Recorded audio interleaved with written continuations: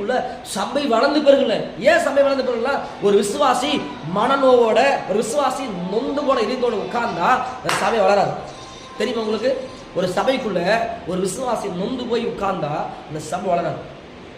உங்களுக்குள்ள நான் சொல்லுறதுல சபை வளர்ச்சி அடிப்படையான காரணம் ஒரு விசுவாசிக்குள்ள பிராண்ட் மைண்டு, அவங்களுக்குள்ள ஒரு வளர்ச்சி, அவங்களுக்குள்ள ஒரு ஆத்மபாரம், அவங்களுக்குள்ள ஒரு பொங்கி வழுகிற ஒரு அனுபவம் இருந்தாதான் இந்த சபை வளர்ந்து பெருகும். ஒரு சொல்றாங்க அமெரிக்காவில் ஒரு சபை வளர்ந்து பெருகுச்சான்.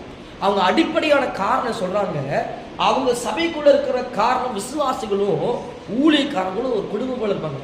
ஊழியக்காரங்களும் விசுவாசிகளும் ஒரு குடும்பத்தை போல இருப்பாங்களா?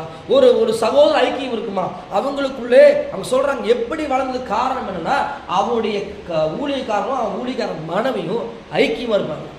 அதனால சபை வளர்ந்தது. அப்போ காரணம் என்னன்னா, இன்னைக்கு அநேக சபைகளுக்குள்ள என்ன இல்லைங்க? ஐக்கியம் இல்லை. பிசாசு என்ன பண்றான்னா அந்த மகிமையை அற்று போக செய்யலாம். சபை என்பது அநேக பாவிகளை கொண்டு வர இடம், அநேக பாவிகளை சுத்திகரிக்க இடம். இப்போ ஒரு சோப்பு பார்க்குற சோப்பு 20 சோப்பு வாங்குறீங்க.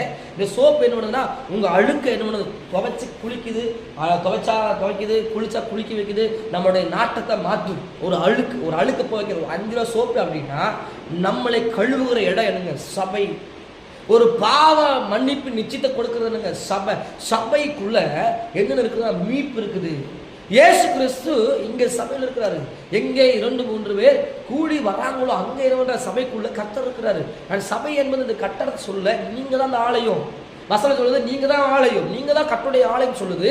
அப்போ பிதா உள்ள இருக்கிறாரு, குமாரன் இயேசு இருக்கிறாரு, பரிசுத்த ஆவியானவர் இருக்கிறாரு.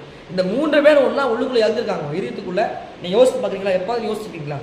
உங்க இதயத்துக்குள்ள சிங்காசனம் போட்டு ஒருத்தர் உட்கார்ந்துருக்காரு. தரிசனம் பார்த்துருக்கீங்களா? நான் பார்த்துருக்கேன்.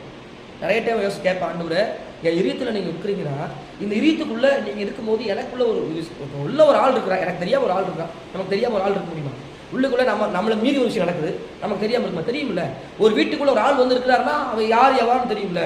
அப்போ இதயத்துக்குள்ள இருக்கிற அந்த எகுவா ராஃபாவை, எகுவா சம்மாவை வியாபித்திருக்கிறவரை இது சிங்காசனம் போட்டு இந்த ஆற்றுக்குள்ள உட்காரும் போது இந்த ஆற்று அப்படியே பரிசுத்தமாக மாறுது. அவன் மகிமை மூடுது. அந்த ஆற்றுக்குள்ள ஒரு அக்கினி எரியுது. அந்த ஆற்றுக்குள்ள அவர் சிங்காசனம் போட்டு உட்கார்ந்து என்னால் உணர முடியுது. அப்போ இதா குமாரன் பரிசுத்த ஆவியானவர் நமக்குள்ள இருக்கிறபடினாலே நம்ம என்ன பண்ணணும்? எழும்பி பிரகாசிக்கணும். என்ன பண்ணுங்க? எழும்பி பிரகாசிக்கணும். அப்போ எழும்பி பிரகாசம் என்னங்க?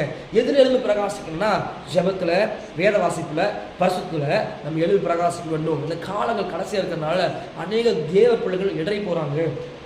அநேக தேவ பிள்ளைகள்